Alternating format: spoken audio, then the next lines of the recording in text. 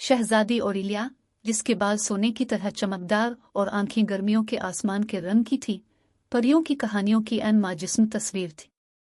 वो एक शानदार कले में रहती थी जो सरगोशियां करती हुई बेद मजनू और चमकते हुए आबशारों के दरमियान वाक़ था, एक ऐसी जगह जहां सूरज की रोशनी थोड़ी देर ज्यादा ठहरती हुई मालूम होती थी और परिंदों का नगमा हमेशा थोड़ा ज्यादा मीठा होता था।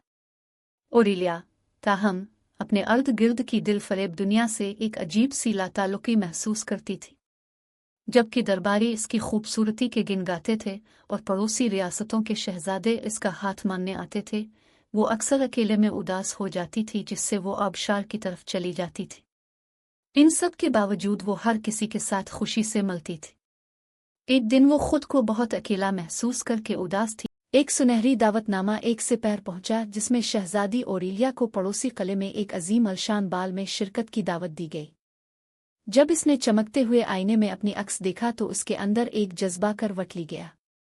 शाम के जादू को कैसे हासिल किया जाए, एक नए मकसद के साथ ओरिलिया बाहर निकली और बाग में अपने पसंदीदा फूल ढूंढने लगी। उसके नाजुक हाथों ने एहतियात से शबनमदार फूल चाने। फूल तोड़ने के बाद अपने महल में वापस आकर फूलों से भरी एक टोकरी जो फितरत के जवाहरात से लबरेज थी, इसने काम शुरू कर दिया। पंखड़ी पंखड़ी इसने खुशबूदार फूलों को नफासत से जेवरात में तब्दील कर दिया जो एक शहजादी के शान था। जैसे ही शाम गहरी हुई, ओरिलिया अपनी फूलों की तख्लीकात से आरास्ता और ताबा अजीम अलशान सीढ़ी से नीचे उतरी। बाल रोम मोमबत्तियों और मुसिक्की से चमक रहा था, घूमते हुए गाउनस और मुस्कुराहटों का एक कहकश। हर कोई अपनी ही दुनिया में मस्त था। कुछ कपल डांस करते, शहजादी ओरिलिया भी डांस करने, अकेले डांस करने का सोच रही थी कि एक शहजादा ख्वाब की तरह खूबसूरत इसकी आंखें हुजूम में जाहिर हुआ और दोनों की आंखें मिल गईं।